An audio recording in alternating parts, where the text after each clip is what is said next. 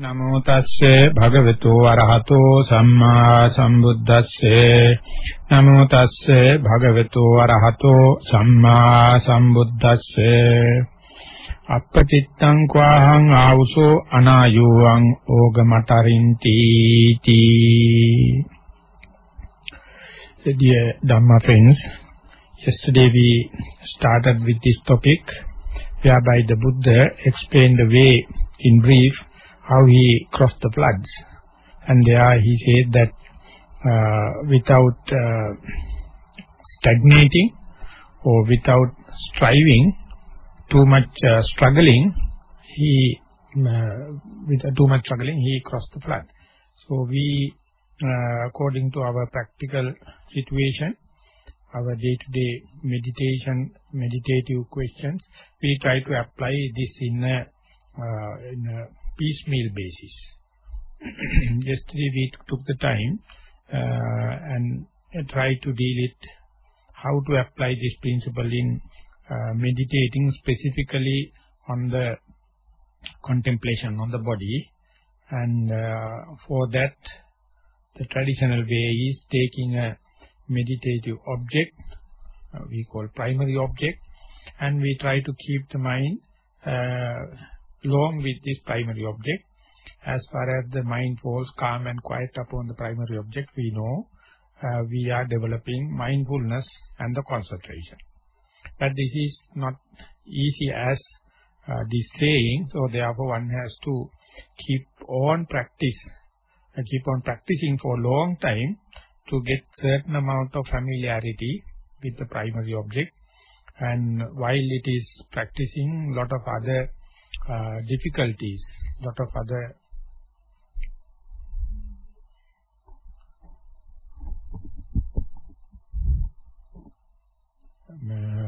one has to face lot of difficulties. While when the difficulties are there, this saying of the Buddha is much more dramatic and much more lively. As we took the example yesterday, if for example if someone is going to be mindful on the in-breath and out-breath, there one has to apply the mind in a very modest way, not in a very stagnating kind of method or too much of struggling. So this modest approach is well explained in the mental factor of mindfulness. Whenever you are employing the mindfulness, you have to be moderate. So therefore this application of appropriate amount of knowledge, the effort is more related with the mental factor of the mindfulness. So when you are developing certain amount of familiarity with the object of meditation, the primary object, you slowly gain the mindfulness. That means you be here and now as and when the object is arising. That is to say, first you observe as and when the in-breath is arising. While keep on observing like that, if you wish to strengthen it, if you wish to get the alignment in a more assured manner, you have been instructed to maintain, practice noting as and when the object arises. Therefore, you can, as the in-breath arises, soon after the observation or together with the observation, to reinforce it, you can note it as in-breath or in. And if you are successful in this event, more and more you observe it, more and more you note it, you get more and more knowledge upon the phenomena of in-breath. And immediately it will give into the out-breath.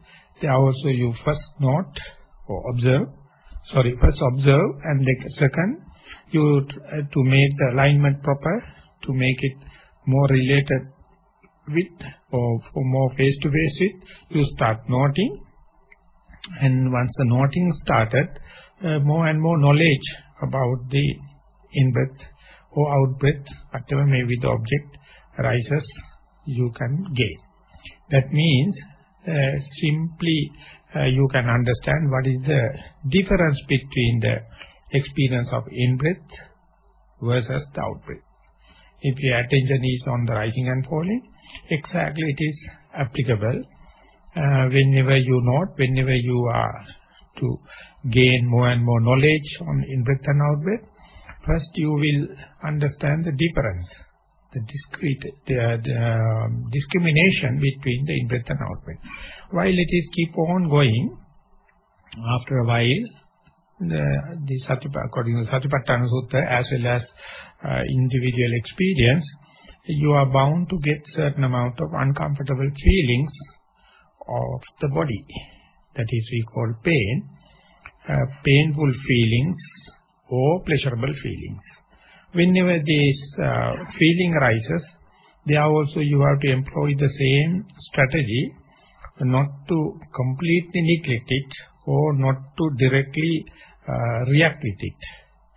So how to apply this intermediate kind of effort, intermediate kind of mindfulness. So if you have already developed mindfulness by time, of course you are better off.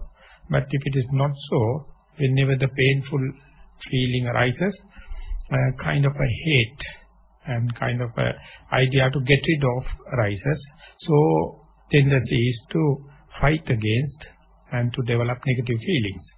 Whenever pleasurable feeling arises, then natural tendency of the untrained mind is to enlarge it or to go closer to it and to indulge it. So both are due to your already available perception in your mind, but this is not the way the mindfulness expects us to work. And the Buddha also, the way he instructs is, just see the painful feeling as painful feeling and the pleasurable feeling as the pleasurable feeling. And you understand the difference, but you never going to have a value judgment. The painful feeling is, pleasurable feeling is better than painful feeling, or other way, vice versa. So if you are mindful enough, fair enough to understand and see the difference between the pain and pleasure, you are going to get a special kind of benefit or special window opening towards the broad spectrum of feeling. That means if you can note pain as pain and the pleasure as pleasure, after a little while you will understand the most of the time mind is neither in pleasure or pain. That means it is in a sphere which we can say no pain, no pleasure. Or we can say intermediate or indifferent kind of feeling. Unless otherwise you note pain and pleasure, you will never open the window towards this no pain, no pleasure kind of feeling. Or indifference, opening for the indifference feeling. Because the indifference feeling usually goes untouched or unrevealed. We are usually fighting, or we are usually have kind of a reaction toward the pain and pleasure, but we are not aware of the neutral kind of feeling. And most of the time, if you observe, it is the thing in the stream of consciousness. So whenever, wherever you try to see this pain, pleasure, as well as the intermediate, only you can say you know the possible all the combinations. And they are also, without any discrimination, we can say everyone. If analytically, if you observe, most of the time they are in this neutral feeling, but not aware. Or to be aware, what you have to do is, note the pain as pain and the pleasure as pleasure. So then only you can come to this indifferent kind of feeling. And if you are to appreciate it, you will get a kind of a understanding, kind of a happiness also, because this is rather not kind of a disturbance to the mind, as and when you are in the pain, neutral feeling. But the thing is, unless otherwise you meditate, unless otherwise you are well trained in noting the pain and pleasure, you will never be aware of this neutral. As if you are looking at the night sky, you will see a lot of stars, sometimes the moon, but hardly you will see the space in between. But if you remove all the stars and accumulate all the stars and the moon in the night, it will never explain even 5% of the sky.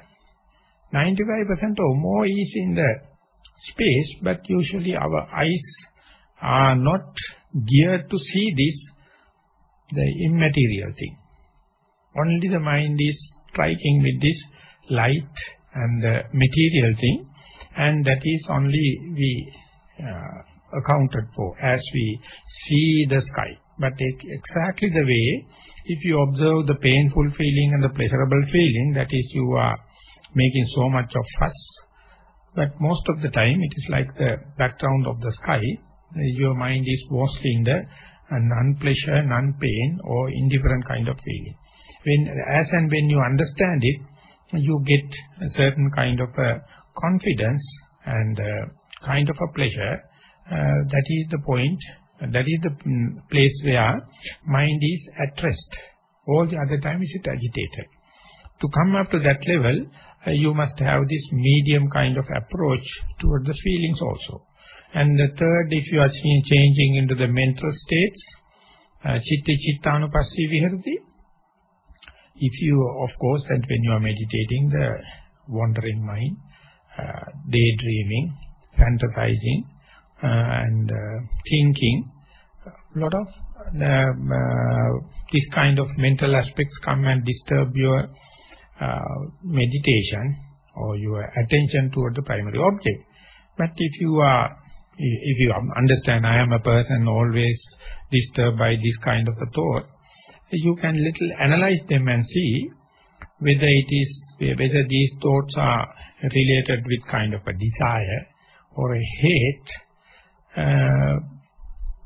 You may see the hate-related thoughts and the desire-related thoughts are very little or quite a minority of all the thoughts. Most of the thoughts are just inner thoughts.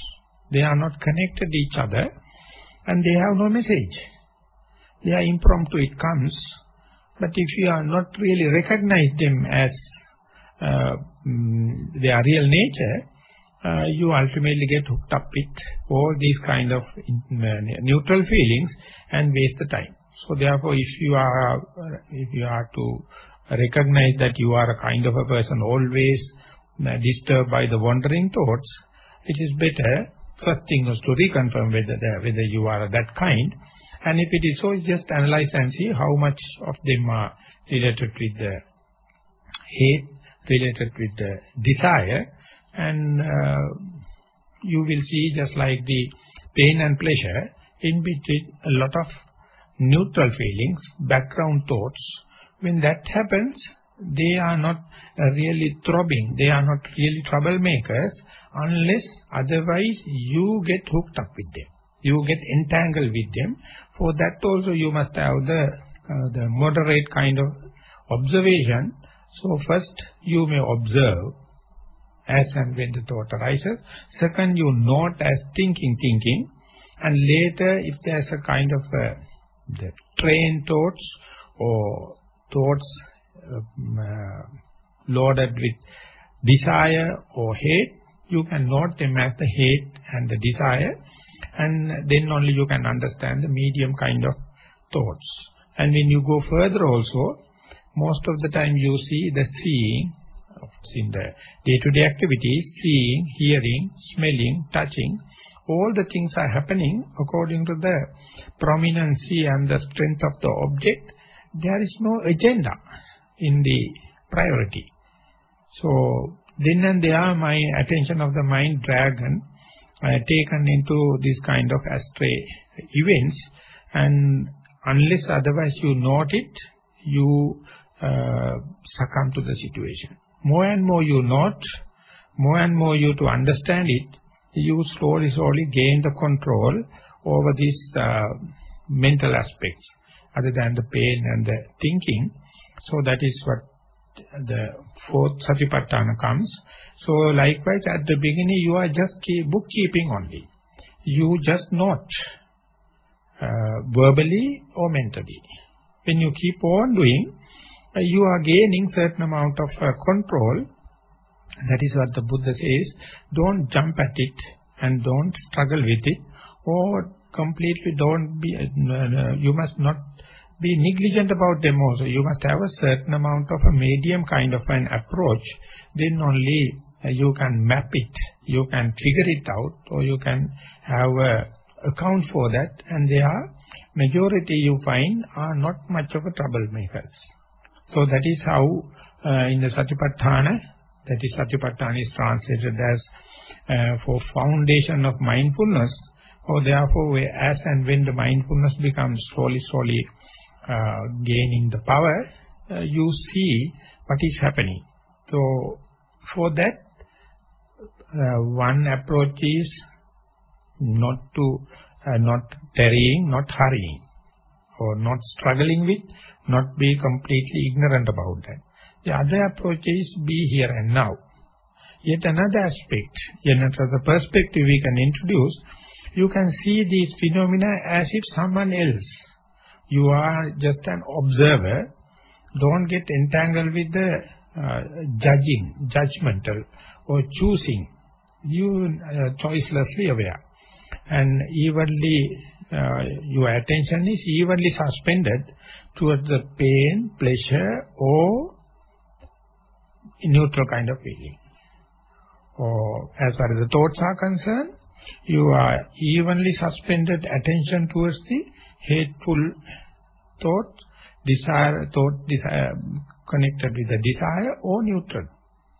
And in the day-to-day activities also, sometimes in the walking meditation also, often the attention dragged off by the eye, that means you become a seer, and again next moment you will be a hearer, and then a person who's smelling and tasting, touching. So the different organs decides what to do in a given particular time. All those things you just note without a judgment or without premeditative ideas of good and bad, just and unjust. You just maintain. This is how the mindfulness get its rooting. When that is happening, when the mindfulness being introduced in this way, in choiceless awareness or evenly suspended attention, then you can further, specifically when you see who am I, what character type does I have, then only you can further into the other set of tools that the Buddha recommended in the 37 aspects of enlightenment. He says the 4 kinds of striving.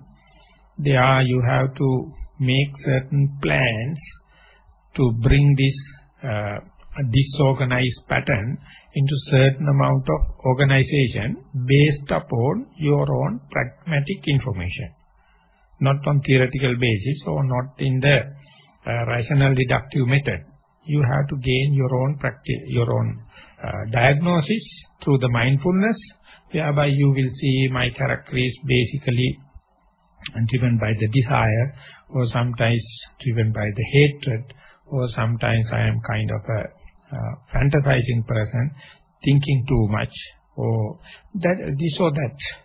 So this has to be based upon your own observation, and that observation also must not be a premeditative kind of. Let that repetitive observations reconfirm whatever you have arrived at. And then only you can develop this 4 kind of striving.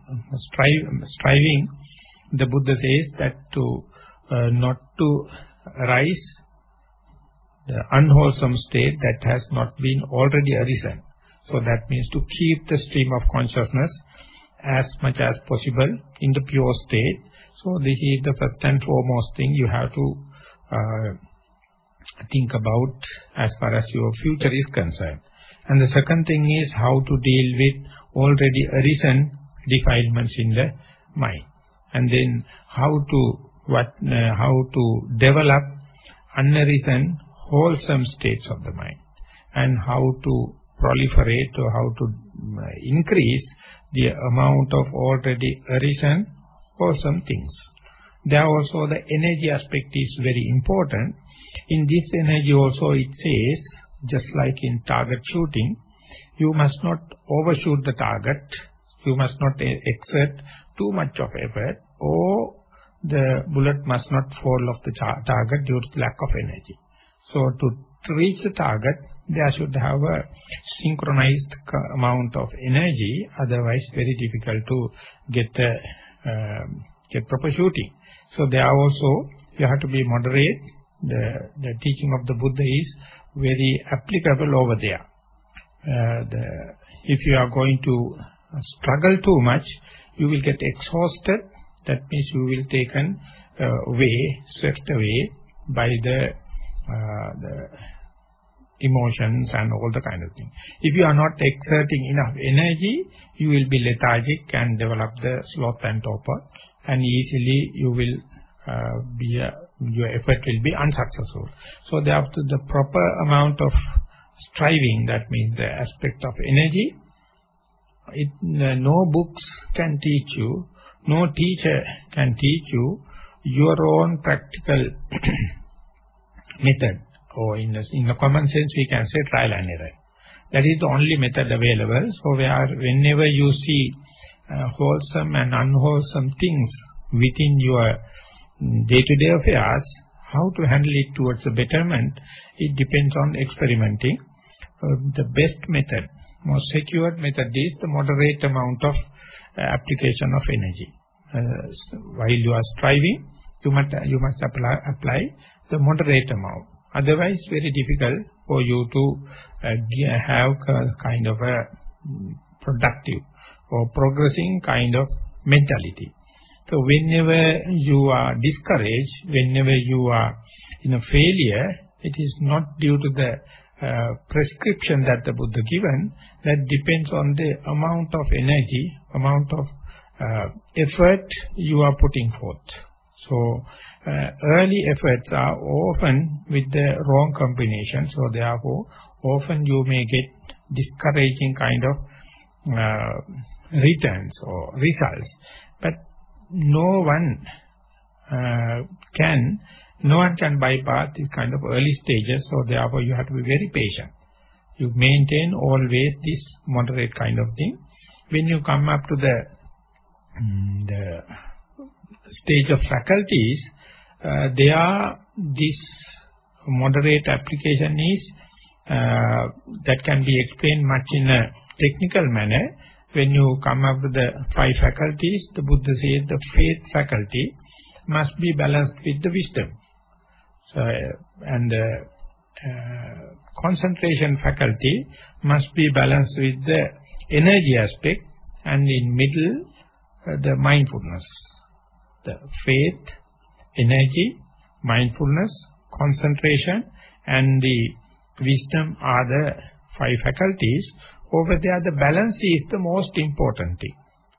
So at the beginning, you go to the pleasant, nice statue of the Buddha and offer something, flowers and oil lamps and all the kind of thing, and try to develop certain amount of traditional faith, or otherwise you can develop a kind of a faith upon the canon, which is full of Dhamma. Or you can find a good teacher, and there also you can have the faith. But that faith is, by itself, is not enough Otherwise, unless otherwise, you balance it with the wisdom. So, the faith may be a starting factor, but never it can run by itself unless otherwise it is the balance with the wisdom. And some people approach the Dhamma through the wisdom faculty. If they are not given enough emphasis on the faith, still it become paralyzed. It will be not well aligned. So these two, more and more you develop the wisdom, more and more you understand the situation, you have to balance it with the faith. If the faith is too much, you believe unwanted things. If the wisdom is too much, you become scrutiny, analyzing too much, and then again the mind become disturbed and you will be washed off. Exactly the energy and the concentration, when they are gaining, if the energy aspect is too much, if you are struggling too much, mind become agitated and bewildered, and you don't feel any comfort in the sitting. But if the concentration aspect going to upper hand, and slowly it becomes sick, unhealthy kind, then you will find you can maintain the body posture and it collapses, and sometimes leading to sleepiness and dullness encroach the mind. So when these happen, only the mindfulness can read it, because as we recognized earlier, it has a kind of a distance observation. It never takes these aspects as mind. They just consider the mindfulness take only the observer status, and it can see when the mind is fully agitated. If you are wise person and well-instructed person, you can interpret as this too much of energy and lack of concentration. If the other way, if the too much of concentration and you feel very slimy, sluggish, and developing sloth and torpor, then you have to understand not enough energy available. So, if such situation happen, the concentration is overpowering the energy, what you have to do is, you have to increase more close observation, more focused observation on the object, specifically the primary object. And if you find it is not enough, you will increase or you will introduce the method of noting, mental noting. The very close, repetitive noting also will mobilize energy. And then you can see more and more understanding going to come. Otherwise, you are just wasting time. So therefore, the Buddha says, if I am sluggish, I will sink in the stream. If I am too struggling, I will be washed off. So these qualities, these symptoms are there. When the energy aspect is too much, you will be washed off. If the concentration aspect is too much, you will bog down there and you will be sink into it, and both the time you are wasting the time. So, but anyway, no one can come to the proper synchronized energy without the trial and error method. So therefore, even if you are going to get trapped into this kind of cleavages, still your effort is noble. Because this effort, no one can compensate for you. You have to do yourself. And now we are doing it as an experiment, but when you are in a trouble, when you are facing vicissitudes of the life, these are the real friends, real noble friends come and help you. But when you are in trouble, you can't develop this kind of mindfulness, concentration, energy kind of thing. So whenever you get a chance, you must have already developed qualities, then only you can face the difficult situations in the life. So therefore, this effort is noble effort. And usually before the meditation or as a beginner, you expect all the conducive conditions supportive conditions for the meditation, and there you assume if the conditions, macro and microclimate is good, your faculties will develop, namely the faith will develop, the energy will develop, the mindfulness will develop, concentration will develop, and the wisdom. But when you are going to take the aspect of this balancing of the energies, you will see only the mishaps or accidents are the real teachers. They give a better chance for you to understand and develop these qualities in the pragmatic manner. So therefore your attitude towards the unfortunate situation and the accidents will be slowly changing. At the beginning you don't feel it. At the beginning usually beginners expect the most supporting, facilitated, conducive conditions. But as the mindfulness increases and the balancing between the energy and concentration is little drained, you will expect little troubles, and only at the trouble time only you can understand whether it has come to the proper harmony. If it is so, you will get a better reinforcement, better kind of immunity within your approach. So that is how it is slowly increasing the attitudes towards the vicissitudes of the life. You can't say this is only happening in the day-to-day activities and not in sitting, or you can't say it is happening only in sitting and not in the day-to-day activities. So therefore kind of a complementary effect of day-to-day activities to the sitting and the sitting to the day-to-day activities must be there. So therefore you must not claim the mindfulness could be possible only in sitting, not in day-to-day activities, or only in day-to-day activities, not in sitting.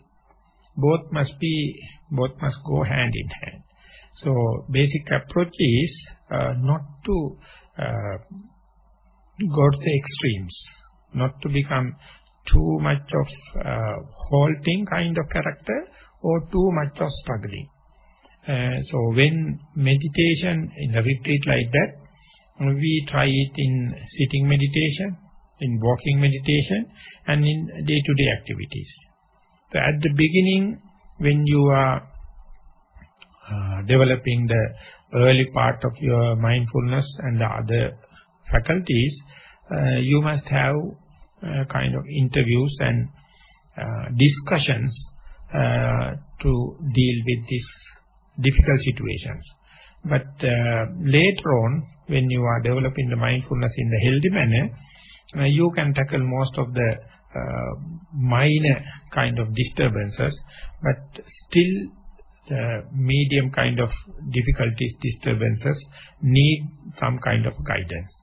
And when you become advanced further, you become little by little independent of the teacher, independent of the external agents, and mindfulness going to gain its backbone, and there it is going to tackle small difficulties. And of course the same formula, same principle you have to apply, but the thing is your attitude has to be day by day hardening, and you must be more and more immune. That is how you are training yourself to understand the truth of suffering. It is through this suffering only you can develop this immunity, develop this reinforcement. So if you at the beginning, of course, for the beginner, you must have supportive factors or facilities and the conducive conditions. But don't expect these things throughout your meditative life. So therefore don't expect to live in retreats. That is a kind of a wrong estimation. Retreats are to introduce these qualities and how to tackle when the difficulties arises. But when you are in the day-to-day activities or in normal way of living, only the real implementation of this your qualities come. So even there you have to be moderate, not to rush into anything. Just observe as much as possible. More and more you observe, your decision will be more lasting and durable. If you are going to rushing, if you are rushing toward a decision without much observation and enough data, your decision won't last. That is what the failure. But if you wish to arrive at a success, you have to be more and more observant kind of, rather than more and more decision maker. So this is yet another shades of meaning of this sutta, whereby the Buddha says, I crossed the flood without hurrying and without tarrying. So therefore, your own observation, your own mistakes will become your own teacher. So therefore, this deep analysis says your initial effort or initial trials are the most crucial. They are the most decisive. So therefore, whenever you are going to introduce the mindfulness into your stream of consciousness as a new thing, a lot of challenges are there, a lot of difficulties are there. And you will be often discouraged, but the moment you come to know, now there's a certain of mindfulness, one day you will appreciate these initial steps are the most important. So therefore, without getting discouraged, you must look forward, and then only you can have your own knowledge, your own practical knowledge, how to seek the balance, how to get how to assimilate the middle path. There's nothing called middle path already fixed. You have to assimilate then and there. It depends on your past experience, so nothing to throw away. Everything has some kind of cyclic power. If you know how to recycle them, your own mistakes will teach you in time to come. Okay, that much I thought of discussing today, and further I will try to get how these principles, how can we apply this in principle in developing the powers and factors of enlightenment and towards the Eighth Noble Path, and leaving that for tomorrow and day after. Today I would like to stop at this level. Thank you very much for attention.